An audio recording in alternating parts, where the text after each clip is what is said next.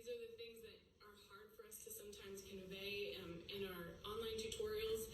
So step one is pressure. I cannot say this enough. So many people use so much more pressure than they think that they need. And we can even see in videos that people post, it's like you can see the skin moving a lot and it might just be too much pressure. If you're ever getting any redness that feels excessive, that's a sign of too much pressure. So the amount of pressure that we're using around the eyes, we like to demonstrate kind of on the forearm here. So just if I were to balance that tool on my forearm and then just sneak my thumb underneath and slide it along, I'm just using the weight of the tool. I'm not applying any pressure yet, right? I'm just dragging the tool across the skin. This is the pressure that you use around the eyes. I'm not exaggerating. Just the weight of the tool is plenty. So this is really kind of like when it comes to lymphatic drainage, less is actually more. So practice that principle of being self-loving and less is more. You're going to get amazing results with that.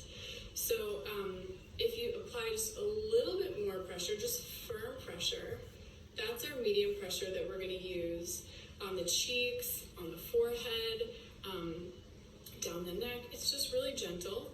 And then if you apply firm pressure and then move down the arm, that's what you're going to use on the back of the neck, on the tops of the shoulders. We stay away from the very tops of the shoulders if you're pregnant, FYI, but you can actually really get into the muscles of the neck and it feels so, so good. So that's basic technique number one, is light pressure, probably lighter than you think. And then number two is the angle of the stone. So the angle of the stone, this stone is not designed to be used perpendicular to the skin. It's not designed to push up. We've really designed it so that it lays almost flat against the skin, 15 to 30 degrees. So what does that look like? Somewhere along here. So what that means is it's creating this maximization of surface area of the tool that is touching your skin. So, this angle is really designed to be used almost flat. And that creates this really lovely micro tension that really helps to sweep anything out of the skin. It also really helps to iron out the fascia. So that is step number two that's really going to get you amazing results.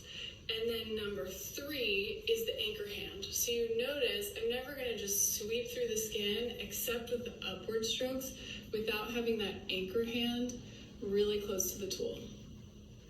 And why is that? We're creating, yes, we don't want to stretch the skin, but this really is such a gentle technique. If you're doing it right, you really shouldn't overstretch the skin anyway. But when you create that tension between the tool and the hand, it just helps that fluid along. So you're really helping to move any fluid out of the skin, and you're helping to stabilize the skin so that this is a really lasting thing that you can do over time without worrying about stretching your skin. So those are the main techniques. I just want to check my notes and make sure I'm covering them all. Those are the main techniques.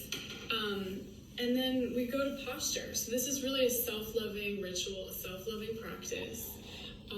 So we want to make sure that you're not curled up in a little ball while you're doing this. You want to really get your elbows out. You want to make sure that you can breathe. You're sitting up straight. You have nice posture, because it actually feels better to use the tool correctly with good posture than it does to try to use the tool correctly and not take up space. So I encourage you, stretch out, take a deep breath, get your shoulders nice and loose. I've had some people tell me,